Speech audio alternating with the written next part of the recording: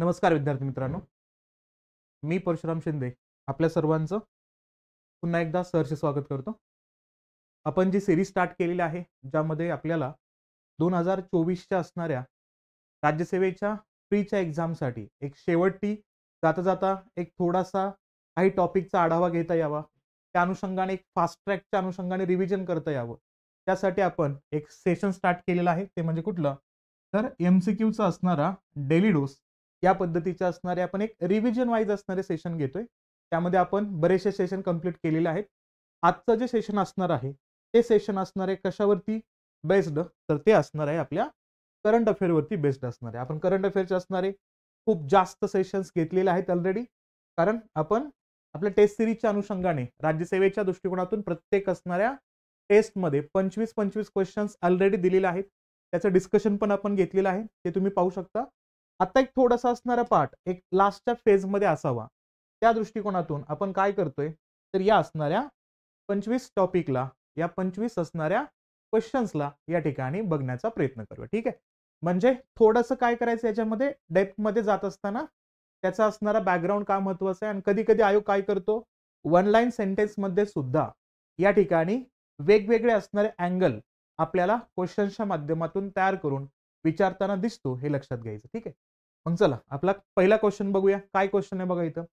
इथं क्वेश्चन आहे तो म्हणजे स्कायट्रॅक्स पुरस्कारांमध्ये कोणत्या विमानतळाने 2023 सालासाठी जगातील सर्वोत्कृष्ट विमानतळाचा किताब पटकवलेला आहे. उल्लेख आहे कोणत्या अवॉर्ड्सचा, तर तो आहे या ठिकाणी स्कायट्रॅक्स अवॉर्ड.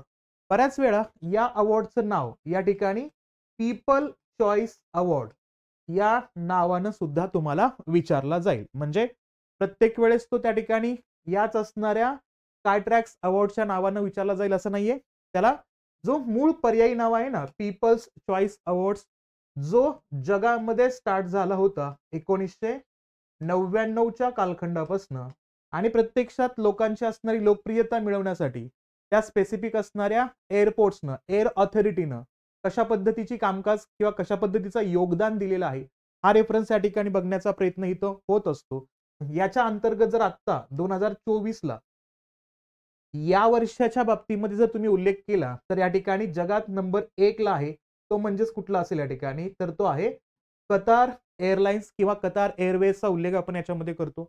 नंबर 2 चा रेफरन्स या ठिकाणी आला तर तो जातो कुठे या ठिकाणी, तर हा रेफरन्स आपल्याला दिसतो तर कतार सोबतच कंटिन्युअसली असणार या ठिकाणी सिंगापूर एअरवेजचा ही रेफरन्स आपल्याला या ठिकाणी दिसतो. नंबर 3 चा उल्लेख केला तर आपल्याला या ठिकाणी दिसतो एमिरेट्स एअरवेजचा असणारा रेफरन्स या ठिकाणी दिसतो. म्हणजे मोस्ट ऑफ द टाइम्स तुम्हाला जेव्हा जेव्हा एखादा असणारा पुरस्कार, एखादा अवॉर्ड एअरलाईन्सशी कनेक्टेड असणारा विचारण्याचा प्रयत्न तुम्हाला केला, तर आपल्याला रिस्क घ्यायची असेल तर क्वेश्चन्स अटेम्प्ट करायचंच आहे आपल्याला, तर त्यावेळेस तुम्ही काय करायचं, एकतर कतार असेल, सिंगापूर असेल किंवा एमिरेट्स म्हणजेच दुबईचा असणारा एअरपोर्ट्स असेल, तर त्याला थोडंसं ते ऑप्शन चेक करायचे आणि ते असतील तर कतारला टिक करण्याचा प्रयत्न आपल्याला करायचा आहे. आपल्या भारतीय असणाऱ्या एअर कंपन्या ज्या आहेत का, त्यांचाही असणारा रँक या असणाऱ्या पीपल्स चॉईस अवॉर्ड्स मध्ये दिसतो का, तर या असणाऱ्या पहिल्या टॉप 100 मध्ये 2024च्या असणाऱ्या निकालाचा उल्लेख केला तर आपल्याला सगळ्यात पहिल्यांदा दिसतो तो म्हणजे इंडिगो हा असेल सेकंड, 52nd रँक वरती आपल्याला दिसतो आपल्याला. आणि एअर इंडियाचा उल्लेख केला तर एअर इंडिया आपल्याला या टॉप 100 मध्ये 90व्या क्रमांकावर दिसतो. पण क्वेश्चन आपल्याला 2024 वरती नाही विचारला, पण 24 लक्षात ठेवायचंय, 24 माहिती सुद्धा असलं पाहिजे, त्यामुळे हे मुद्दे लक्षात घ्या. 23 वरती विचारलाय तर 23 ला कोणतं असणारं विमानतळ हे काय होतं, या असणाऱ्या पुरस्कारामध्ये जगातील सर्वोत्कृष्ट विमानतळाचा किताब पटकावताना आपल्याला दिसतो, हे आपल्याला विचारलं होतं. काय तो, मग तो दुबई आंतरराष्ट्रीय विमानतळ आहे का, सिंगापूरचं असणारं चांगी विमानतळ आहे का, का हमाद आंतरराष्ट्रीय विमानतळ आहे कतारचं, का या ठिकाणी हिथ्रो विमानतळ आहे लंडनचं. मग जेव्हा हा रेफरन्स येईल तेव्हा लक्षात घ्यायचं या असणाऱ्या फेज मध्ये तुम्हाला एंट्री करतोय सिंगापूरचा असणारा चांगी विमानतळ, हे लक्षात घ्यायचं. आणि या वर्षाचा उल्लेख केला तर 24 मध्ये कतार असेल नंबर 1 ला, म्हणजे कुठला हमाद आंतरराष्ट्रीय विमानतळाचा रेफरन्स आपल्याला इथं सांगता आला पाहिजे. लक्षात ठेवायचं काय, मागच्या वर्षीच फक्त सिंगापूर होता, पण 2022 ला आणि 2024ला या दोन्ही वर्षामध्ये आपल्याला दिसतो कोण, तर कतारच नंबर 1 ला दिसतोय. त्या अनुषंगाने आपल्याला हे लक्षात ठेवणं आवश्यक असणार आहे. बऱ्याच वेळा विमानतळाशी संबंधित असणारे क्वेश्चन्स विचारले जातात, तर त्या अँगलनं एक इंटरनॅशनल वे मध्ये हे लक्षात घ्यायचं. सोबतच आपल्या इंडियन एअरलाईन कंपन्यांबद्दलही क्वेश्चन केला तर तोही रेफरन्स आपल्याला सांगता आला पाहिजे. हा एक उल्लेख याच्यामध्ये लक्षात घेऊया आपण. ठीक आहे, चला दुसरा क्वेश्चन बघूया आपण. आता दुसरा क्वेश्चन पाहिला तर हा क्वेश्चन तुम्हाला दिसेल कशावरती डिपेंड आहे, तर तो तुम्हाला थोडासा एन्व्हायरमेंटल अस्पेक्ट असेल, कार्बन इमिशनच्या बाबतीमधले असणार जे डिसिजन चर्चेमध्ये होते त्यावरती असेल. जिओग्राफीच्या अँगलनं तुम्हाला दिसेल की काय क्वेश्चन आहे, कोणत्या संस्थेच्या शास्त्रज्ञांनी 2023 हे आतापर्यंतचं सर्वात उष्ण वर्ष म्हणून पुष्टी केलेली आहे. म्हणजे 2023च्या अगोदर एक वर्ष होता जो याच असणाऱ्या फेज मध्ये उष्ण वर्षांच्या कॅटेगरीमध्ये बसत होता, तो होता 2016. म्हणजे तो मागच्या इतिहासाच्या असणाऱ्या रेफरन्सचा उल्लेख केला. सर्वाधिक जास्त उष्ण वर्ष म्हणून या ठिकाणी 2016चा उल्लेख केला जात होता. झूम करू का, दिसत नाहीये? ओके ठीक आहे. काय लक्षात घ्यायचं रेफरन्स या ठिकाणी?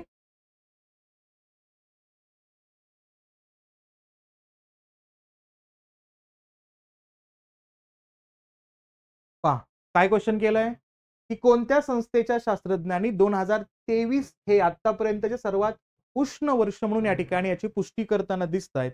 तर याच्याबद्दल काय लक्षात घ्यायचं होतं, अगोदर कोणत्या इयरचा उल्लेख होता या ठिकाणी, तर 2016 या वर्षाचा रेफरन्स होता. त्याची जागा आता कुणी घेतलेली आहे, सर्वाधिक उष्ण वर्षाचा रेफरन्स घेताना 2023चा संदर्भ आहे. आणि जागतिक तापमान वृद्धीचा उल्लेख केला तर आपल्याला किती अंश सेल्सिअसचा असणारं तापमान वृद्धी अपेक्षित ठेवायचं आहे जागतिक व्यवस्थेमध्ये, तर 1.5 डिग्री सेल्सिअसचा रेफरन्स तर घ्यायचाच आहे आपल्याला.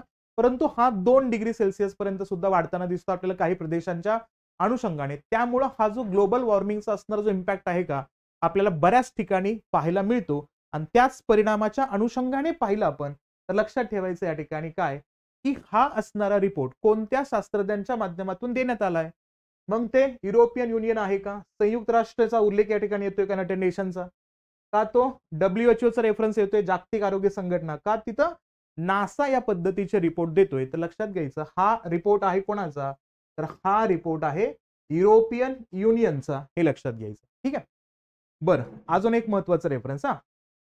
आपल्या भारतानं चंद्राच्या असणाऱ्या साऊथ पोल वरती जाण्यासाठीचा असणारा प्रोग्राम सेट केला, अचीव पण केला. रशियानं लुना आणतोय, त्या लुना 25 चा रेफरन्स बघितला आपण तर तो आपल्याला अपयशी होताना पण दिसला.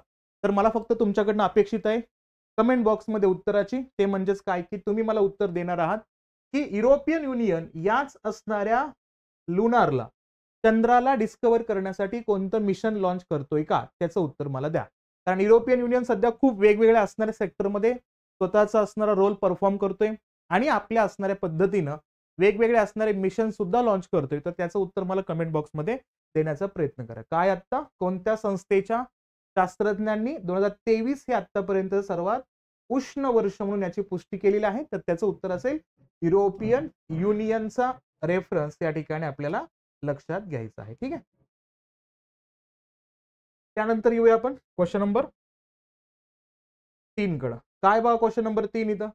क्वेश्चन नंबर 3 दिलेला आहे, कोणत्या बँकेने अलीकडेच यूपीआय सक्षम, नाव काय, यूपीआय सक्षम सन्मान रुपे क्रेडिट कार्ड केवळ सरकारी क्षेत्रातील कर्मचाऱ्यांसाठी सादर केलेलं आहे. काय रेफरन्स घ्यायचा या ठिकाणी, यूपीआय शी संबंधित असणारा एक महत्वपूर्ण इनिशिएटिव्ह आहे, त्याचं नाव आहे यूपीआय सक्षम. आणि यूपीआयच्या बाबतीमध्ये आपण जेव्हा जेव्हा चर्चेमध्ये आणतो तेव्हा तेव्हा आपला एक मुद्दा येतो त्या ठिकाणी, तो म्हणजेच काय, तर नॅशनल पेमेंट कॉर्पोरेशन ऑफ इंडियाचा उल्लेख एनपीसीआयचा असणारा रेफरन्स घेतो. आणि आपल्या भारतामध्ये या असणाऱ्या यूपीआयला ऍक्टिव्ह फेज मध्ये आपण 2016 पासून रन करतोय. आणि या यूपीआयच्याच माध्यमातून आपण पहिल्यांदाच बँक ऑफ बडोदाच्या माध्यमातून यूपीआय कनेक्टेड असणारा एटीएम सुद्धा लॉन्च करतोय, तोही रेफरन्स आहेच. प्लस हा यूपीआय आपण आपल्या भारताबाहेरच्या असणाऱ्या वेगवेगळ्या देशांसोबत कोलॅबोरेशन करतोय, हे पण इथं लक्षात घेणं गरजेचं आहे. आणि त्या देशांचा उल्लेख पाहिला तर कोणकोणत्या देशांचा रेफरन्स बघतो आपण या ठिकाणी. मग इथं सगळ्यात पहिल्यांदा आपण नेपाळ आणि भूटान या 2 देशाचा उल्लेख तर करतो. त्यानंतर तिसरा येतो या ठिकाणी कोणता, तर सिंगापूर लक्षात घ्यायचं. त्यानंतर येतो रेफरन्स कोणाचा या ठिकाणी, तर त्यानंतर रेफरन्स येतो UAE चा रेफरन्स. अशा देशांमध्ये आपण काय करतोय, आपला असणारा UPI लॉन्च करतोय. हे पण लक्षात घेणं अपेक्षित असणारे. प्रश्न येतोय मला एक स्वरूप पाटील यांचं, की सर एक्झाम डेटलाच फिक्स होईल का? त्याबद्दल आपण सेशन घेतले साहेब लोक. काय असणारे शक्यता असू शकतात त्याबद्दल आपण बोललोय. आता शेवटी आयोगाच्या असणाऱ्या ग्राउंडवरती बॉल आहे. तो काय डिसिजन घेतोय त्यानंतर आपल्याला तो कन्वे करेलच आणि त्यानुसार आपण आपल्या असणाऱ्या प्रिपरेशनला फायनल स्वरूप देऊया. भले एक्झाम आत्ता नाही होणार, पुढे तर होणार आहे ना, त्यासाठीच आपण काय करतोय, या असणाऱ्या सेशनला कन्वे करतोय, हे लक्षात घेऊया. ठीक आहे, आत्ता झालं तर अतिउत्तम असणार आहे. मग इथं काय लक्षात घ्यायचं, UPI सक्षम सन्मान रुपे क्रेडिट कार्डचा उल्लेख केला तर या ठिकाणी इंडसइंड बँकेचा रेफरन्स येतोय. तर त्या अनुषंगाने ऑप्शन नंबर 3 आपल्याला इथं लक्षात ठेवणं आवश्यक असणार आहे. ठीक आहे, नंतर उल्लेख येतोय DRDOचा. जेव्हा जेव्हा DRDOनं एखादा इनिशिएटिव्ह घेतलाय तेव्हा क्वेश्चन विचारले गेलेत. जसं आपण कोविडच्या कालखंडामध्ये देसी पिस्टल तयार केलं होतं, या असणाऱ्या DRDOच्या असणाऱ्या पुण्यातल्या ब्रँचच्या माध्यमातून, ज्याला आपण अस्मी या नावानं ओळखतो. त्याच पद्धतीनं आता सुद्धा हा प्रश्न आहे, तो सुद्धा कशावरती, DRDOच्याच असणाऱ्या पुणे ब्रँचनंच हा असणारा इनिशिएटिव्ह घेतलाय. तो काय आहे बघा, लक्षात घ्या. DRDOने सशस्त्र दलांसाठी सुरू केलेल्या स्वदेशी असॉल्ट रायफलचं नाव काय दिलेलं आहे.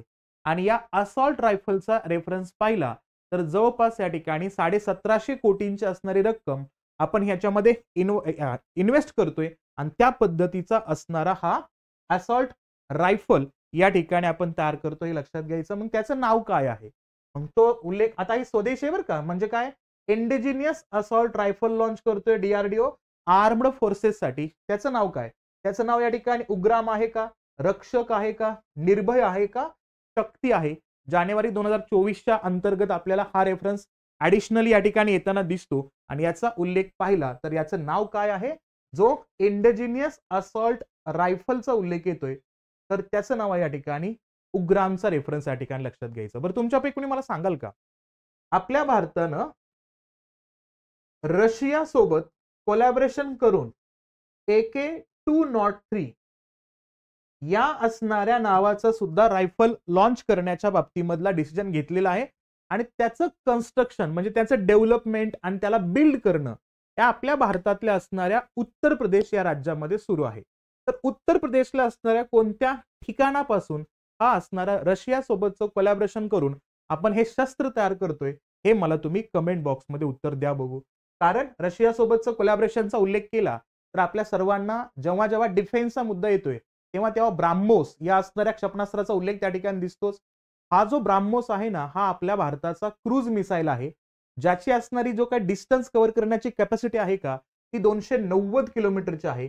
आणि त्या ब्राह्मोस मध्ये आपण ब्राह्मोस सेकंड निर्माण करतोय, ज्याची असणारी डिस्टन्स कव्हर करण्याची कॅपॅसिटी कदाचित वाढेल आणि ती कितीपर्यंत जाणार आहे, 350 किलोमीटर जाणार आहे. हे का सांगतोय, कारण ब्राह्मोस मध्ये ब्रह्मपुत्र आणि मॉस्को या 2 असणाऱ्या नावांचा उल्लेख करून कोलॅबोरेशन करून आपण हा असणारा ब्राह्मोस तयार केलेला आहे. आणि तो ब्राह्मोस आपण काय केलं, आता रिसेंटली फिलिपिन्स या देशाला विकलेला आहे. फिलिपिन्स नंतर आपण विकतोय कोणाला, ते या ठिकाणी हा असणारा ब्राह्मोस आपण तर व्हिएतनामला आपण विकण्याचा रेफरन्स त्या ठिकाणी येतोय. हे चर्चेमध्ये राहतातच कंटिन्युअसली, म्हणजे साऊथ चायना सी मधल्या असणाऱ्या देशांसोबत भारताचं कोलॅबोरेशन आहे. तसंच आपलं एक टार्गेट आहे, या असणाऱ्या AK-203 ला असणारा निर्माण करायचे रशिया सोबत कोलॅबोरेशन करून आणि याला काय करायचे, सेल करायचे मल्टिपल असणाऱ्या नेशन सोबत. जसं आपण आता सध्याला हालनं हिंदुस्तान एरोनॉटिक्स लिमिटेडनं तयार केलेला तेजस आहे ना, हा तेजस जसं आता आपण सेल करतोय, तेजस असेही देश परचेस करण्याच्या मार्गावरती आहेत ज्या देशांमध्ये आतापर्यंत मिलिटरी वेपन्स जास्त परचेस होताना दिसले नाहीत. एक्झाम्पल दाखल आपण मलेशिया सारख्या असणाऱ्या देशाचा हे उल्लेख या ठिकाणी घेऊ शकतो. हा रेफरन्स असेल. Very good, very good, very good स्वरूप. अमेठी उत्तर प्रदेश अंतर्गत आपल्याला हा AK-203 चा असणारा कन्स्ट्रक्शन आणि डेव्हलपमेंट हे त्या असणाऱ्या राज्यांतर्गत चालताना दिसतोय. हा एक रेफरन्स लक्षात घ्यायचा. डिफेन्सचा उल्लेख आला ना, तर भारताला डिफेन्समध्ये आत्मनिर्भर व्हायचंय. आणि त्याच आत्मनिर्भरतेच्याच भूमिकेतून भारत काय करतोय, या असणाऱ्या वेगवेगळ्या वेपन्सला, वेगवेगळ्या इनिशिएटिव्हला हा खूप मोठ्या पद्धतीनं टार्गेट करतोय आणि तो लॉन्च करतानाही दिसतोय. हे इथं लक्षात घेणं गरजेचं असणार आहे. Very good Sheetal Kumar, very good, छान. ओके, हा रेफरन्स लक्षात घ्यायचा. 104 नंबरच्या प्रश्नाचं उत्तर असेल या ठिकाणी उग्रम, हा लक्षात घ्यायचा आपल्याला. ठीक आहे, नंतर पहा क्वेश्चन नंबर 5 काय पहा, भारतातील कोणत्या राज्यात वाराणसीतील असणाऱ्या 25,000 घरांवर 2 महिन्यात भरीव अनुदान देऊन सोलर रूफटॉप बसवण्याची योजना सरकारनं आणलेली आहे. तुम्हा सर्वांना माहिती असल्या ठिकाणी सूर्यशक्ती सोलार रूफटॉप स्कीम सुद्धा आपण आत्ताच्या बजेटमध्ये ऐकलं असणार आहे. आणि त्या सूर्यशक्तीचा उल्लेख केला तर ज्या ज्या घरांवरती या सोलर एनर्जीला बसवणार आहेत त्या असणाऱ्या घरांना किती युनिट पर्यंत या ठिकाणी मोफत या ठिकाणी वीज दिली जाणार आहे, तर ती असणारे 300 युनिट पर्यंत या ठिकाणी मोफत वीज देण्याचा रेफरन्स आणला जाणार आहे. त्यामुळे हे मुद्दे चर्चेमध्ये राहतात, त्या अनुषंगाने गोष्टी घडतानाही दिसतात आपल्याला. तर तसाच असणारा उल्लेख हा जर वाराणसीचा उल्लेख केला तर काय जास्त इथं तुम्हाला आवश्यकता नाहीये. कोणत्या राज्याशी संबंधित आहे ऑप्शन तर काय खूप इझी आहेत. बिहार नाहीये, महाराष्ट्र नाहीये, गुजरात नाहीये, उत्तर काय असेल, वाराणसीचा उल्लेख केला तर उत्तर प्रदेश या असणाऱ्या ठिकाणाचा रेफरन्स आपल्याला इथं लक्षात ठेवायचा आहे. हा एक मुद्दा याच्यामध्ये येतो. ठीक आहे, म्हणजे काय असेल तिथं सोलार रूफटॉप जो 2023 पासून आपण चर्चेमध्ये आणतोय. आणि एक महत्वाचं टार्गेट लक्षात घ्यायचं, रिन्युएबल एनर्जीच्या माध्यमातून भारताला किती एनर्जी निर्माण करायची आहे. पहिलं टार्गेट 2025 आहे, दुसरं टार्गेट 2030 आहे. कारण का आपल्याला नेट झिरो कार्बन इमिशनचं टार्गेट अचीव करायचं आहे देश पातळीवरती. ते कधीपर्यंत, 2070 पर्यंत. जे आपण कॉन्फरन्स ऑफ पार्टीच्या अनुषंगाने हा डिसिजन घेतलेला होता त्यालाच आपण आता कंप्लीट करतोय. यासाठी आपण रिन्युएबल एनर्जीला किती असणाऱ्या एनर्जीला निर्माण करायचं आहे, जिथं आपण जैव इंधनाचा वापर करणार नाही होत. आपण तिथं लक्षात घ्यायचं 500 गीगावॅट एवढी असणारी एनर्जी आपण निर्माण करतोय, हेही हित लक्षात घेणं अपेक्षित असणार आहे. याचं उत्तर असणार आहे ऑप्शन नंबर 4 उत्तर प्रदेशाचा उल्लेख करूया. आता हे खूप चर्चेमध्ये होतं, खूप फेमस पण होतं या ठिकाणी. कुठला, या इथं संदर्भ येते प्रसादम याचा. केंद्रीय आरोग्य मंत्री डॉक्टर मनसुख मांडविया यांच्या हस्ते देशातील पहिली हायजिनिक फूड स्ट्रीट प्रसादम ही कोणत्या भारतीय शहरात स्टार्ट करण्यात आलेली आहे, असा क्वेश्चन आपल्याला या ठिकाणी विचारला. आणि हा स्टार्ट झालाय कधी, हा स्टार्ट झाला या ठिकाणी जानेवारीच्या 2024 मध्ये आपल्याला हा असणारा हायजिनिक फूड स्ट्रीट इथं स्टार्ट करताना दिसतोय. याचा उल्लेख येतोय महाकाल मंदिराच्या परिसराअंतर्गत. एक प्रकारची असणारी अन्नधान्याची भूमिका आणि त्यातल्या त्यात जर बघितलं तर स्ट्रीट फूडला योग्य पद्धतीनं हायजीन ठेवणं याची आवश्यकता या ठिकाणी भासली होती. म्हणून केंद्रीय आरोग्य मंत्री डॉक्टर मनसुख मांडविया यांच्या हस्ते आपल्याला या ठिकाणी हा असणारा रेफरन्स होताना दिसतोय. कुठं आहे तो, मग तो इंदूरमध्ये होता, उज्जैनमध्ये होता, भोपाळमध्ये होता का ग्वाल्हेरमध्ये होता. आपल्याला माहिती आहे की हा मध्य प्रदेशाच्या अंतर्गत दिसणार आहे. या ठिकाणी हा प्रसादमचा असणारा जो काही इनिशिएटिव्ह होता तो आपल्या भारतानं कुठं घेतलेला आहे, तर तो उज्जैन अंतर्गत घेतलेला आहे. हे इथं लक्षात घेणं गरजेचं असणार आहे. व्हेरी गुड स्वरूप, शीतल, व्हेरी गुड, छान.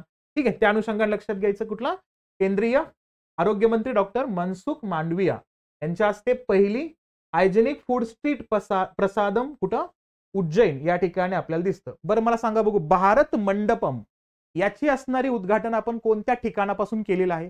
जसा प्रसादम माहिती पाहिजे तसाच तो भारत मंडपम खूप गरजेचा आहे. कारण त्याच ठिकाणी आपण 100 या ठिकाणी कोणासाठी, तर फॉरेस्टसाठी आणि सोबतच फार्मरसाठी सुद्धा ड्रोन फ्लाय केलेले होते. 100 ड्रोन ऍट अ टाइम आपण त्या असणाऱ्या मंडपमच्या माध्यमातून लॉन्च केलं होतं, भारत मंडपम. आणि त्यानंतर आपण बरेचसे असणारे प्रोडक्ट्स भारत या असणाऱ्या ट्रेडमार्कच्या माध्यमातून, या असणाऱ्या ब्रँडच्या माध्यमातून लॉन्च करतानाही बघतो. मग जसं भारत मूग डालचा रेफरन्स असेल, भारत आटा असेल, हेही मुद्दे लॉन्च केलेत. मला फक्त तुम्ही कमेंट बॉक्समध्ये उत्तर द्यायचं, तो म्हणजे कुठला, हा असणारा जो भारत मंडपम आहे का, तो कुठं आपण आता इनॉग्रेट केलेला आहे आपल्या असणाऱ्या पीएम साहेबांच्या माध्यमातून, त्याचं उत्तर तुम्ही मला देऊ शकता. ठीक आहे, व्हेरी गुड स्वरूप, व्हेरी गुड, छान. दिल्लीचा उल्लेख आपण या ठिकाणी करतोय. व्हेरी गुड छान. ठीक आहे, इथं लक्षात घ्यायचं उज्जैनचा रेफरन्स आणायचा आपल्याला. ठीक आहे, त्यानंतर चर्चेमध्ये येतोय तो म्हणजे कुठला, तर तो आहे या ठिकाणचा असणारा अल्वारो सायक्लोन. काय बघा, अल्वारो चक्रीवादळ 2024 पहिलं चक्रीवादळ म्हणून कोणत्या देशात आलं होतं, असा एक रेफरन्स या ठिकाणी येतो. मग कुठे येतो या ठिकाणी, तो कोमोरोस, मादागास्कर, मॉरिशस का सेशल्स यापैकी कोणत्या असणाऱ्या देशाला हे असणाऱ्या ट्रॉपिकल सायक्लोन आहे हा ट्रॉपिकल सायक्लोन येऊन धडकताना दिसला. याच्या अगोदर बघितलं या ठिकाणी तर कोणता असणारा सायक्लोन त्या ठिकाणी येऊन धडकला होता, तर तो होता फ्रेडी. आणि हा फ्रेडी सायक्लोन सुद्धा आपल्याला विचारलेला होता आयोगाने परीक्षेमध्ये. त्यामुळे हे जे सायक्लोन्स असतात का, हे आपल्याला चक्रीवादळ माहिती असणं गरजेचं आहे. यापैकी कोणत्या ठिकाणाला हा असणारा सायक्लोन अल्वारो आपल्याला धडकताना दिसला आणि त्याचा थोडासा इम्पॅक्ट सुद्धा आपल्या इंडियन ओशनिक झोन मध्ये येताना दिसला होता आणि त्यानुसार तो हळूहळू आपल्या असणाऱ्या भारताकडे सुद्धा सरकताना दिसला. पण जास्त इम्पॅक्ट झाला तो कोणाला, तर तो होता कोणाला, तर मादागास्कर याला झालेला होता. हेही इथं लक्षात ठेवायचं आपल्याला. मग काय लक्षात ठेवायचं, हा 2024 मधला असणारा पहिला चक्रीवादळ म्हणून कोणत्या देशाचा उल्लेख करतो, जिथं अगोदरच्या चक्रीवादळाचा उल्लेख केला तर फ्रेडी या चक्रीवादळाचा उल्लेख आपल्या लक्षात ठेवायचे. आणि त्यानंतर येतो आता हा असणारा अल्वारो चक्रीवादळ, तर तो आहे मादागास्कर या ठिकाणी येतो, हे लक्षात घ्यायचं. आणि एक महत्वाचा मुद्दा आहे, मादागास्कर याचा उल्लेख केला तर आफ्रिकन नेशनच्या अनुषंगाने या देशाचा रेफरन्स भारतासाठी का महत्वाचा येतो, कारण या असणाऱ्या देशामध्ये जे तिथले मेयर्स आहेत का, म्हणजे तिथल्या असणाऱ्या अर्बन बॉडीज मधले नागरी व्यवस्थेमध्ये बऱ्याच ठिकाणी महात्मा गांधींच्या नावाचा वापर त्या ठिकाणी होताना दिसतो. कारण या मादागास्कर साठी सुद्धा महात्मा गांधींचे असणारे मूल्य, त्यांच्या व्हॅल्यूज त्या देशामध्ये आपल्याला ऍक्सेप्ट करताना दिसतात. त्यामुळे तेही लक्षात घेणं गरजेचं आहे. आणि याच मादागास्कर सोबत इंडियन नेव्ही कॉर्पॅट सुद्धा करतो, ज्याला म्हणतो आपण corporation of petroleum. Indian ocean मध्ये पेट्रोलियम करण्यासाठी आपण या मादागास्करचाही उपयोग करतो. इंडियन नेव्हीचे कोलॅबोरेशन्स आहेत या मादागास्कर सोबत, हेही लक्षात ठेवायचं आपल्याला. त्या अनुषंगाने हा मुद्दा चर्चेमध्ये येतोय. ठीक आहे, पुढे पहा.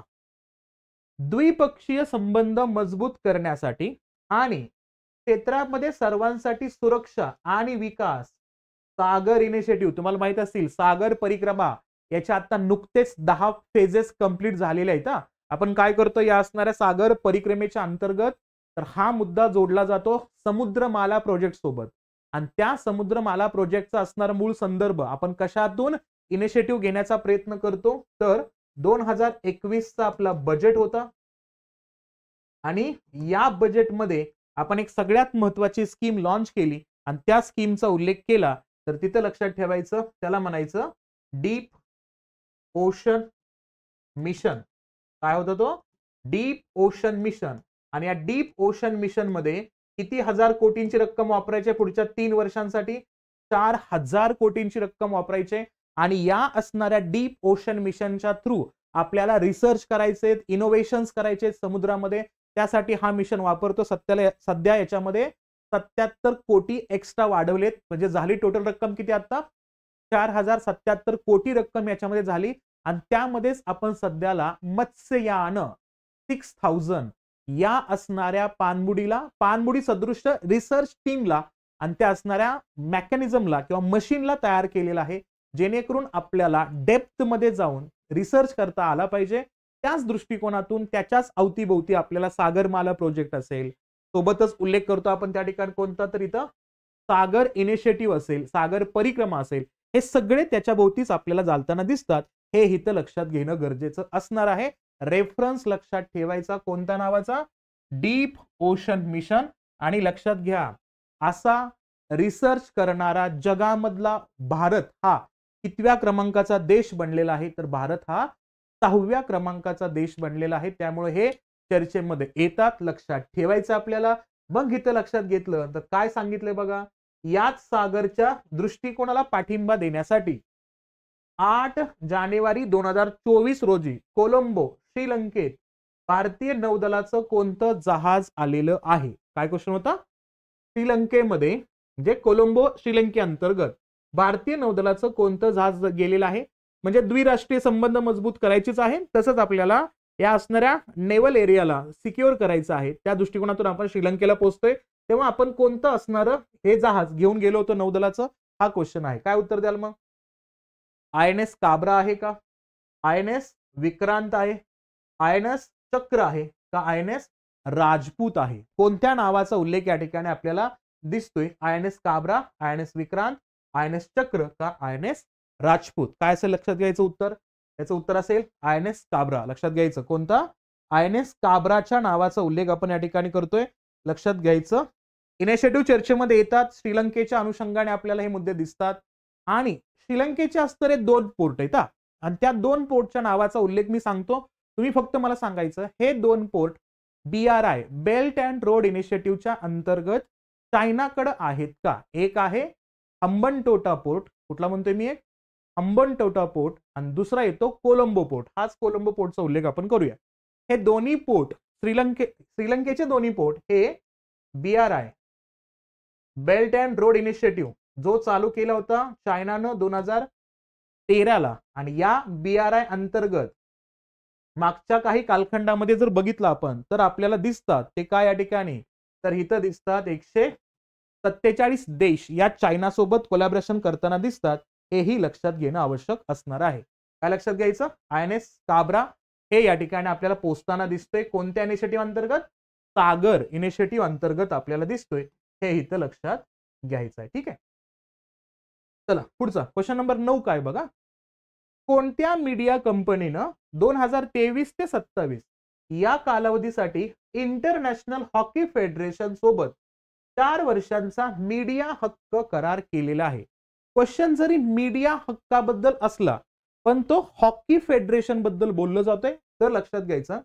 हे मी वारंवार सांगितलंय, कंटिन्युअसली चर्चेमध्ये येतात आणि आता सध्याला आपल्या हॉकी टीमनं ऑलिम्पिकमध्ये अतिशय महत्वाची किमया केलेली आहे. ते म्हणजेच काय? सलग दुसऱ्या ऑलिम्पिकमध्ये आपण मेडल जिंकलेला आहे, ब्रॉन्झ मेडल. आणि या हॉकी टीमच्या बाबतीमध्ये पाहिलं तर मेन्स आणि वुमन्स या दोन्ही असणाऱ्या टीमला कोण स्पॉन्सर करतोय?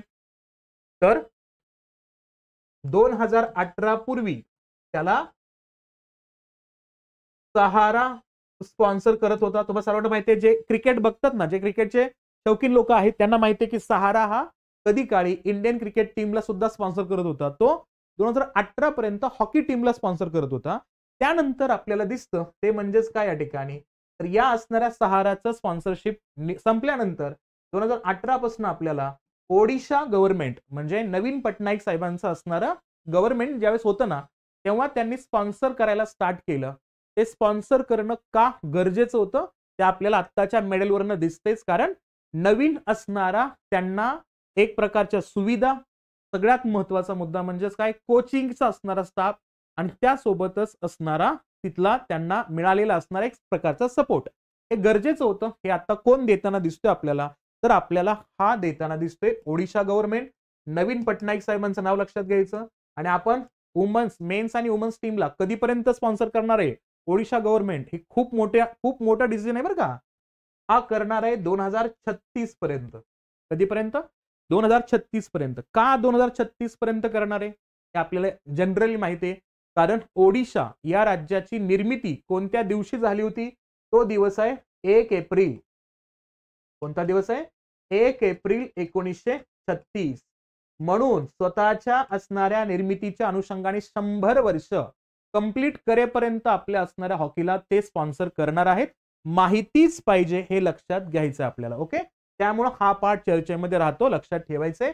आणि हे तर बघितलं इंटरनॅशनल हॉकी फेडरेशनचा उल्लेख केला तर कोणता असणारा मीडिया ग्रुप आहे जो याला स्पॉन्सर करतो या ठिकाणी तर इथं उल्लेख केला तर ऍग्रीमेंट केला. तो कोण आहे? सोनी पिक्चर्स नेटवर्क आहे का? स्टार इंडिया आहे का? ESPN आहे का इथं वायकॉम 18 आहे? तर याचं लक्षात घ्यायचं. याचं उत्तर आहे वायकॉम 18. हा काय करतोय या ठिकाणी? ऍग्रीमेंट करतोय कोणासोबत? हॉकी इंडिया फेडरेशनचा उल्लेख येतो. सॉरी, इंटरनॅशनल हॉकी फेडरेशनचा उल्लेख इथं लक्षात घ्यायचा. तो कोण आहे इथं? वायकॉम 18चा रेफरन्स इथं लक्षात ठेवणं गरजेचं असणार आहे. ठीक आहे. हा yes, very good Neeraj, good. हे पण लक्षात घेणं आपल्याला आवश्यक असणार आहे, चर्चेमध्ये राहतो. ठीक आहे. चला, खूप महत्वाचा ड्रोन आहे. ड्रोन बद्दल डायरेक्टली क्वेश्चन केलाय बघा. 10वा काय पहा.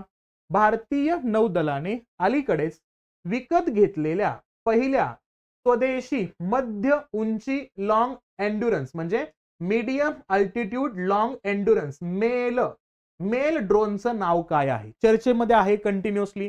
कारण का आपण जर बघितलं या ठिकाणी MLD-98 हे असणारे ड्रोन सुद्धा आपण अमेरिकेकडनं घेण्याचा प्रयत्न करतोय. याच कॅटेगरीमधले असणारे ड्रोन आपण आणतोय, जिथं अनमॅन्ड व्हेकलच्या माध्यमातून असणारे ड्रोन या ठिकाणी येणार आहेत. म्हणजे UAVचा असणारा रेफरन्स या ठिकाणी येतो.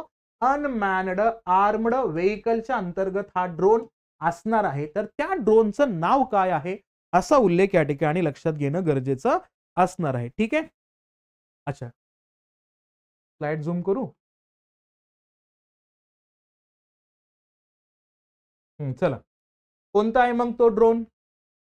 कुठला? मेल ड्रोन म्हणजे मीडियम अल्टिट्यूड लॉंग एंड्युरन्स ड्रोनचा उल्लेख केला तर काय येतो? काय गार्डियन आहे का? दृष्टी 10 स्टारलाइनर आहे का? फाल्कन आय आहे का? का एरोहॉक? यापैकी कोणता असणारा रेफरन्स आपण याच्यामध्ये बघतोय? कोणता असणारा मेल ड्रोन आपण या ठिकाणी पहिला इंडिजिनियस स्वतःहून तयार केलेला असणारा कोणाकडे येतोय? आता इंडियन नेव्हीकडे येतोय. बरं, नेव्हीचं नाव घेतलं की आपल्याला माहितीच पाहिजे. नेव्ही सध्या खूप मोठ्या पद्धतीमध्ये चर्चेमध्ये येतोय. Good good good, very good, छान.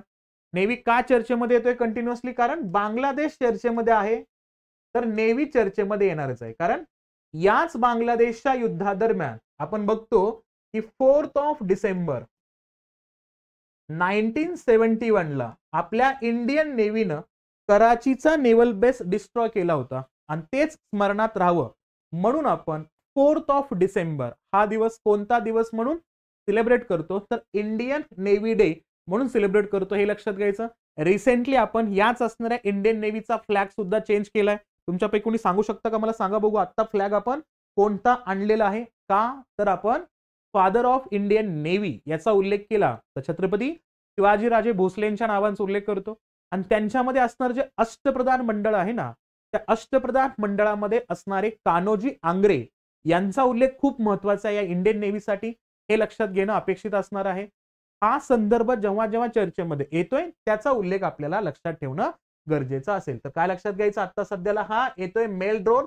त्याचं नाव आहे दृष्टी 10 स्टारलाइनर. काय नाव असतं त्याचं नाव लक्षात घ्यायचं. दृष्टी 10 स्टारलाइनर हे असणार कुठला? Medium altitude long endurance male drone. या अनुषंगाने आपण तो लॉन्च करतोय हे लक्षात घ्यायचं. तो आपल्या नेव्हीकडे येताना दिसतोय आपल्याला. ठीक आहे. चला, क्वेश्चन नंबर 12चा उल्लेख या ठिकाणी आपण करण्याचा प्रयत्न करूया. काय बघा इथं, थांबा, झालं नाही. हा, हे राहिला 11 नंबरचा क्वेश्चन राहिला. काय 11 नंबरचा क्वेश्चन बघा. 12 जानेवारी 2024 रोजी पंतप्रधानांनी 27व्या राष्ट्रीय युवा महोत्सवाचं उद्घाटन कोणत्या शहरात केलेलं आहे? कितवं? 27व्या क्रमांकाचं असणारं. हा, very good Neeraj, very good, छान. Yes yes yes yes, okay. Maritime डिपार्टमेंटचा उल्लेख आपण करतो. 150 वर्ष झाले. इथं काय लक्षात घ्यायचं बघा. हा 27वा राष्ट्रीय युवा महोत्सवाचा उल्लेख का गरजेचा आहे? कारण त्या महोत्सवाचा रेफरन्स लक्षात घेतला तर तो येतोय आपल्या असणाऱ्या राज्याशी संबंधित आहे. मग इथं सक्षम युवा, काय सक्षम युवा, आणि या ठिकाणी येतो समर्थ भारत. सक्षम युवा समर्थ भारत या असणाऱ्या मोटो थ्रू हा असणारा आपण युवा दिवस हा इथं सेलिब्रेट केला होता. कधीपर्यंत? 12 जानेवारी पासून 16 जानेवारी पर्यंत हा सेलिब्रेट होताना दिसला होता. आणि तो रेफरन्स आहे तो कुठं? तर तो नाशिक मध्ये कंप्लीट झालेला आहे. हे इथं लक्षात घेणं आवश्यक असणार आहे. हे इथं लक्षात ठेवायचं. गुड, छान. कुठं होता हा नाशिक मध्ये आपल्याला कंप्लीट होताना दिसतोय. का चर्चेमध्ये आहे या ठिकाणी? तर इथं लक्षात घ्यायचं. याच्या अंतर्गत जो आहे ना, आपण थीम कोणती वापरली होती? तर याची थीम होती या ठिकाणी विकसित भारत ऍट 47. म्हणजे आपल्याला 1947 पर्यंत भारताला विकसित करायचं आहे. व्हेरी गुड, व्हेरी गुड, छान. आणि त्याचा असेल त्या ठिकाणी काय रेफरन्स? थीम कसं होतं? युवा के लिए युवा के द्वारा. काय होतं थीम? विकसित भारत ऍट 47 युवा के लिए, युवा के द्वारा, या अनुषंगाने आपण ही यंत्रणा राबवली होती, चालवलं होतं खूप मोठ्या पद्धतीनं. आणि नाशिकमध्ये हे असणारे इनिशिएटिव्ह आपल्याला चर्चेमध्ये येताना दिसतात. आणि यासोबतच लक्षात ठेवायचं, याच असणाऱ्या 12 जानेवारीचा उल्लेख केला तर आपण या ठिकाणी राजमातांचाही रेफरन्स इथं आणतोयच, त्या ठिकाणी जिजामातांच्या असणाऱ्या जयंतीचा रेफरन्स सुद्धा याच्यामध्ये ऑटोमॅटिक येतोच, तोही लक्षात घेणं आवश्यक असणार आहे. आणि हा जो युवा दिन आहे का, तो स्वामी विवेकानंदांच्या असणाऱ्या जन्मदिनाच्या निमित्तानं आपण सेलिब्रेट करतोय, हेही लक्षात घेणं अपेक्षित असणार आहे. ठीक आहे. पुढं क्वेश्चन नंबर 12 काय दिलंय बघा. भारतातील सर्वात लांब पूल, तुम्ही ऐकलं सुद्धा असेल, या लांब पुलाचा उल्लेख जर आता बघितला, त्याला जोडणारा असणारा जो सबवे होता ना, त्याच्यामध्ये आता रिसेंटली काय झालं होतं, चिरा पडलेले आहेत ना, भेगा पडलेला आपण बघितलेला आहे. काय हरकत नाही, तो रेफरन्स आहेच, पण त्याचा असणारा मेन अँगल काय आहे ते इथं बघण्याचा प्रयत्न आपण करूया. ठीक आहे. गुड गुड, छान. Yes, good good. बघा, भारतातील सर्वात लांब पूल असलेल्या अटल सेतूच्या एकूण प्रकल्प खर्चाच्या 80% निधी कोणती संस्था भरणार आहे? एकूण प्रकल्पाच्या किती टक्के? तर 80% निधी हा असणारा प्रकल्प कोण पूर्ण करणार आहे? कारण हा जो अटल सेतू आहे का, तो हा इंडियाचा लॉंगेस्ट असणारा सेतू आपल्याला दिसतोय आणि तो अप्रॉक्सिमेटली म्हटला जातो 22 किलोमीटरचा, पण एक्झॅक्टली बघितलं असेल तर 21.8 किलोमीटरचा असणारा रोड या ठिकाणी होताना दिसतोय. तर याला फंडिंग कोण देतोय? व्हेरी गुड नीरज, छान. याला फंडिंग कोण देतोय? संयुक्त राष्ट्र विकास कार्यक्रम आहे का? युनायटेड नेशन डेव्हलपमेंट प्रोग्राम देतोय का? UNDP. सोबतच बघितलं या ठिकाणी आंतरराष्ट्रीय वित्त निगम, इंटरनॅशनल फायनान्स कमिशन देतोय का? कॉर्पोरेशन देतोय का? JICA, Japan international cooperation agency देतोय का? पुनर्रचना आणि विकासासाठी युरोपियन बँक हा देतोय का या ठिकाणी? तर याचं उत्तर असणार आहे ऑप्शन नंबर 3. कोण असणार या ठिकाणी? तर जपान इंटरनॅशनल कोऑपरेशन एजन्सी आपल्याला या असणाऱ्या भूमिकेतून देताना दिसतोय, हे लक्षात घ्यायचं. ठीक आहे.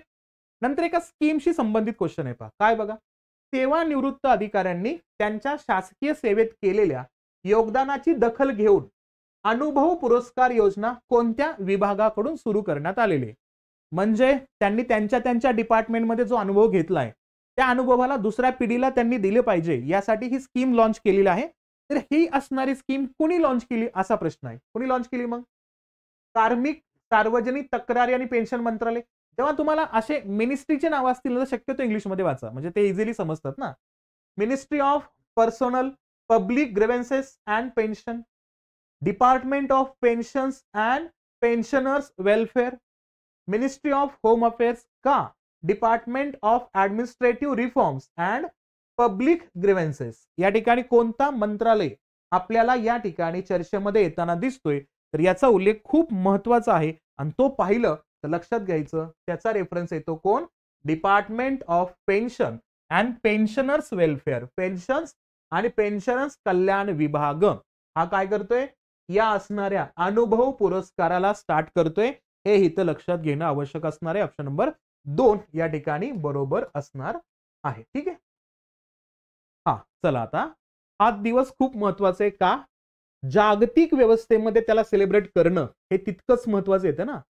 कारण जेव्हा आपण जागतिक इंटरनॅशनल रोड सेफ्टी डे बद्दल येतो ना, तेव्हा तो नोव्हेंबरच्या असणाऱ्या 3ऱ्या वीक मध्ये सेलिब्रेट केला जातो.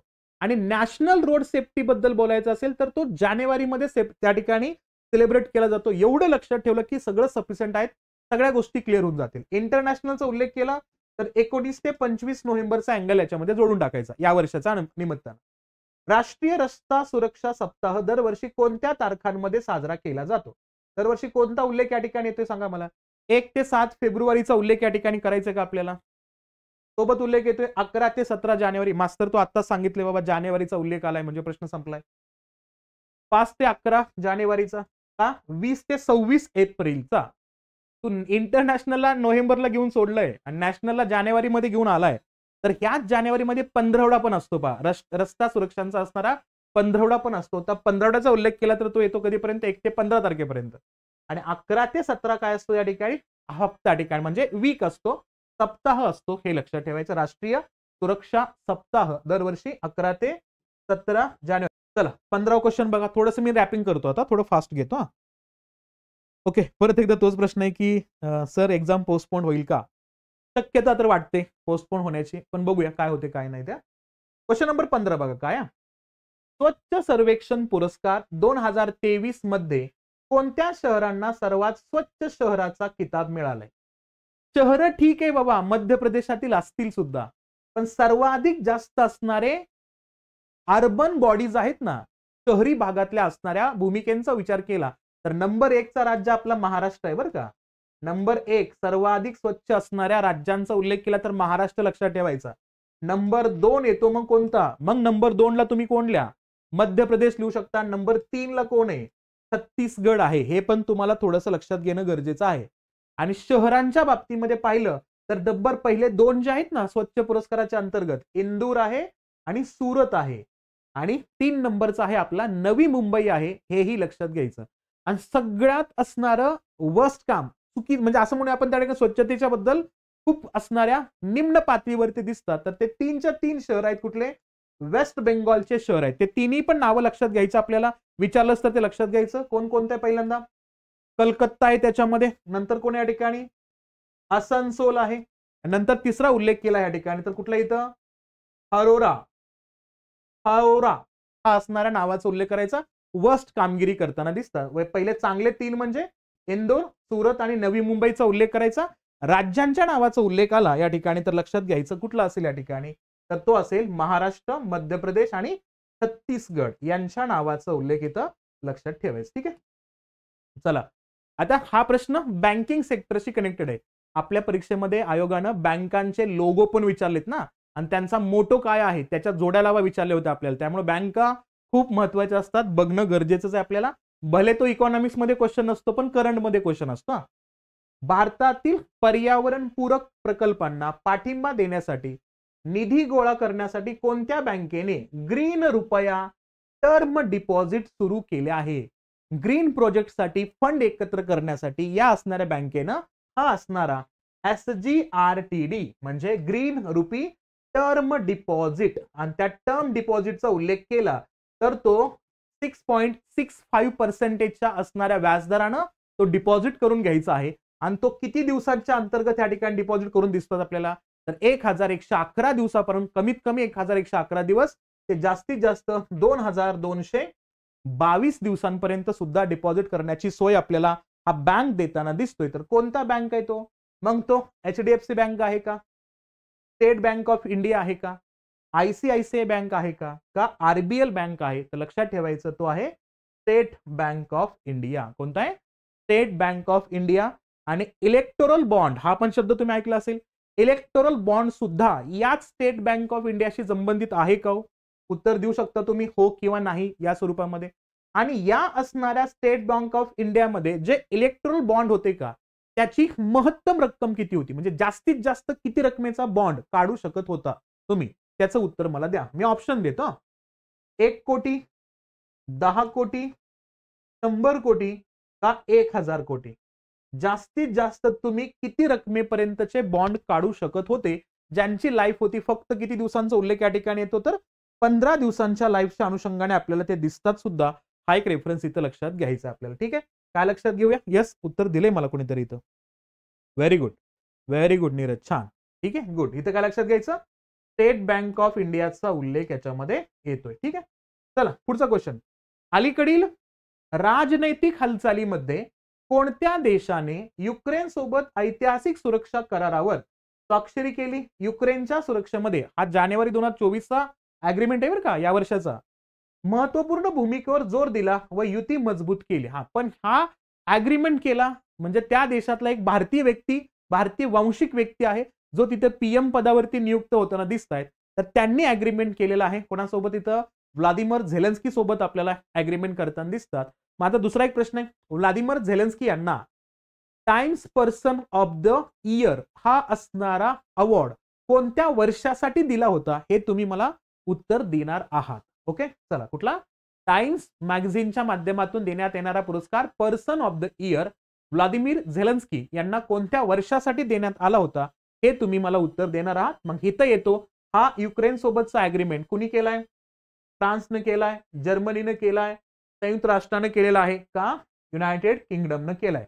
मास्तर तू आता भारतीय वंशाच्या व्यक्तीच्या नावाचा उल्लेख करतोयस तू, म्हणजेच कोण? ऋषी सुनक यांचा उल्लेख केलाय. तर कोणाचा उल्लेख करतोय या ठिकाणी? युनायटेड किंगडमने ह्या ठिकाणी काय केलेलं आहे, या युक्रेन सोबत कोलॅबरेशन करताना दिसतात. हे लक्षात घ्यायचं आपल्याला. Very good Neeraj professor, very good, छान. ओके, प्रोफेसर साहेब आलेत लेक्चर ऐकायला आपलं. ओके गुड, ठीक आहे. तो एक रेफरन्स लक्षात घ्यायचा. साहेब लोक सेशन आवडत असेल तर लाईक करा मास्टरच्या सेशनला, जास्तीत जास्त विद्यार्थ्यांपर्यंत शेअर करा आणि जर चॅनलवरती नवीन असाल तर सबस्क्राईब करायला काहीच हरकत नाहीये. ठीक आहे, आपण नियरली 1 लाखापर्यंत जातोय. आता बरेच लोक असं म्हणतात की आम्ही थोडंसं स्लो असणाऱ्या पण स्टेडी वेनं चाललेलो आहोत, त्यामुळं तुमच्या मदतीशिवाय आम्ही तो असणारा टप्पा पार करणार नाहीये. क्वालिटी एज्युकेशन देण्याचा असणार अट्टहास आपल्या क्लासच्या माध्यमातून करतोय. ठीक आहे, ओके. चला, उत्तर कुठलं असेल? युनायटेड किंगडमचा उल्लेख करायचा. उत्तर असेल ऑप्शन नंबर 1 चा रेफरन्स इथं विचारत घेऊया. ठीक आहे, हे नाव खूप चर्चेमध्ये होतं बघा. काय सांगा मला याचं उत्तर? काय क्वेश्चन आहे बघा. साखर उद्योगातील सर्वोत्कृष्ट पर्यावरण अधिकारी पुरस्कार जिंकणारी पहिली महिला म्हणून कोणाच्या नावाचा उल्लेख या ठिकाणी केला जातोय? आणि ह्या नावाचा उल्लेख केला तर काय लक्षात ठेवायचं या ठिकाणी? इथं येतो, इथं वसंतदादा शुगर इन्स्टिट्यूट यांच्या माध्यमातून हा असणारा नॉमिनीज जाताना दिसत आहे. तर कोणाचं नाव आहे त्या ठिकाणी? तर ते नाव राधिका गुप्ता यांचं आहे का? दीपा भंडारे यांचं नाव आहे का? स्नेहा शर्मा यांचं नाव आहे का? का अंजली देशमुख यांचं नाव आहे? कोणाचं नाव दिसतंय तुम्हाला या ठिकाणी? काय नाव आहे इथं? सर्वोत्कृष्ट पर्यावरण अधिकारी पुरस्कार जिंकणारी पहिली महिला म्हणून यांचा नावाचा उल्लेख येतोय. साखर उद्योगाशी संबंधित असणाऱ्या नावाचा उल्लेख. तर काय लक्षात घ्यायचं या ठिकाणी? तर नाव आहे दीपा भंडारे. नाव लक्षात घ्यायचं. काय नाव असेल? दीपा भंडारे यांच्या नावाचा उल्लेख इथं लक्षात घ्यायचा आपल्याला. ठीक आहे, चला नंतर येतो क्वेश्चन नंबर 19. काय पहा, कोणत्या कंपनीने अलीकडेच जपानच्या माहिती संकलन उपग्रह ऑप्टिकल 8 वाहून नेणाऱ्या H22A रॉकेटचं यशस्वी प्रक्षेपण करून अंतराळ संशोधन आणि राष्ट्रीय सुरक्षेमध्ये महत्वपूर्ण टप्पा गाठताना दिसतायत? कोण आहेत या असणाऱ्या कोलॅबरेशन मध्ये जपान सोबत? सिंपल मुद्दा आहे.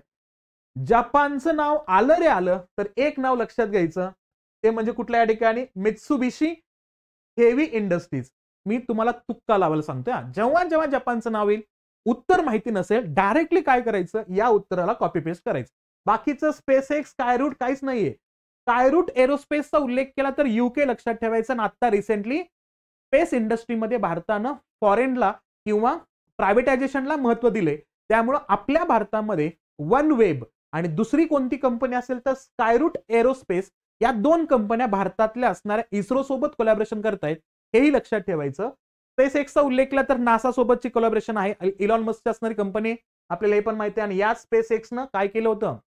At a time 143 satellite launch करून आपल्या भारताचा रेकॉर्ड तोडला होता, म्हणजे इस्रोचा रेकॉर्ड तोडला होता. जो इस्रोनं ऍट अ टाइम किती सॅटेलाइट लॉन्च केले होते? 104 सॅटेलाइट लॉन्च केले होते. आणि लक्षात घ्यायचं, आपल्या अगोदर कोणाचा रेकॉर्ड होता जो रेकॉर्ड आपण तोडला? तर तो रेकॉर्ड होता रशियाचा. रशियानं ऍट अ टाइम किती सॅटेलाइट लॉन्च केले होते? 37 सॅटेलाइट लॉन्च केले होते. पण स्पेस एक्सचं काय विचित्र परिस्थिती आहे, बरेचसे सॅटेलाइट एकमेकांना जाऊन आदळलेत वरती, त्यामुळे स्पेस डिब्री तयार झाली. हाईट म्हणजे त्यांच्यातले काही सॅटेलाइट चायनाच्या असणाऱ्या इंटरनॅशनल स्पेस सेंटरला जाऊन धडकणार होते. सुदैव त्या चायनाचं त्यांनी स्वतःहून त्यांचं डायरेक्शन चेंज केलं, म्हणून ते वाचले तरी त्या असणाऱ्या कंडिशन मध्ये. त्यामुळे तो पण थोडासा लक्षात घ्यायचा. हा यस, स्पेस एक्सचा उल्लेख केला तर गुड. प्रोफेसरने सांगितलं की फाल्कन 9 यांच्या माध्यमातून या ठिकाणी लॉन्च होताना दिसतात. पण जपानचं नाव आलं ना तर काय लक्षात घ्यायचं या ठिकाणी? मित्सुबिशी हेवी इंडस्ट्रीज यांच्याच माध्यमातून हे लॉन्च झाले, एवढं इथं लक्षात ठेवणं गरजेचं असणार आहे. बरं, तुमच्यापैकी कोणी सांगाल का, रिसेंटली या स्पेस एक्सनं 143 सॅटेलाइट लॉन्च करून इंटरनेट सेल करण्यासाठीचा असणारा टार्गेट सेट केलेला आहे. त्यासाठी त्यांच्या कंपनीचं नाव काय आहे? कशाचं? इंटरनेट सेल करण्यासाठी. आणि ते इंटरनेट सेल करायला त्यांनी भारतात पण चालू केलं होतं विदाऊट लायसन. भारतामध्ये लायसन न घेता त्यांनी इंटरनेट विकायला सुरू केलं होतं. मग आपल्या गव्हर्नमेंट ऑफ इंडियानं सांगितलं, भारतीयांना सांगितलं, इलॉन मस्कला नाही सांगितलं, भारतीयांना सांगितलं की या कंपनीनं अजूनही लायसन घेतले नाहीयेत, तर तुम्ही या असणाऱ्या कंपनीकडनं 7,000 रुपये प्रति महिना या दराने इंटरनेट त्यांनी सॅटेलाइटच्या माध्यमातून ते आपल्याला देणार होते, तर ते परचेस करू नका, असं गव्हर्नमेंट ऑफ इंडिया आपल्याला सांगतोय, भारतीयांना सांगतोय. तर त्या कंपनीचं नाव मला सांगा बघू. तिथं कोणाचा उल्लेख करतोय मी? या असणाऱ्या स्पेस एक्सचा असणाऱ्या इंटरनेट सेल करण्यासाठी कंपनी कोणती होती? ठीक आहे, पुढं काय बघा, चंद्राच्या दक्षिण ध्रुवाचे अन्वेषण करण्यासाठी नासाच्या रोबोटिक चंद्र रोवरचं नाव काय आहे? नासाचा उल्लेख केला तर लक्षात घ्यायचा वायपर. काय नाव आहे या ठिकाणी? इथं येतो मुद्दा. Very good professor, very good, छान. SpaceX लॉन्च करतोय इंटरनेट सेल करण्यासाठी कोणता? तर हा रेफरन्स येतोय स्टारलिंकचा, लक्षात ठेवायचं. गुड, छान. इथे येतो नासाचा असणारा चंद्र रोवर कोणतं आहे? वायपर या नावाने येतो, हे लक्षात घ्यायचं. 21वा क्वेश्चन बघा काय? झिरो डिफेक्ट झिरो इफेक्ट म्हणजे झेड योजनेसाठी कोणता मंत्रालय जबाबदार आहे? लक्षात घ्यायचं.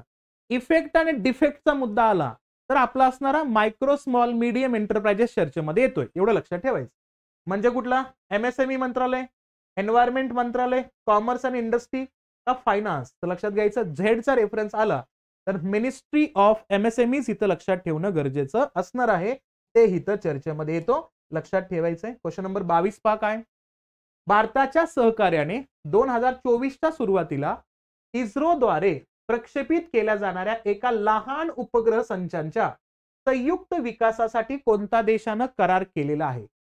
एक स्मॉल लेवलचे असणारे इंडस्ट्रीज लेवलचे सॅटेलाइट लॉन्च करायचे आहेत आणि त्या अनुषंगाने कोणत्या देशानं इस्रो सोबत आता रिसेंटली अग्रीमेंट केलेलं आहे?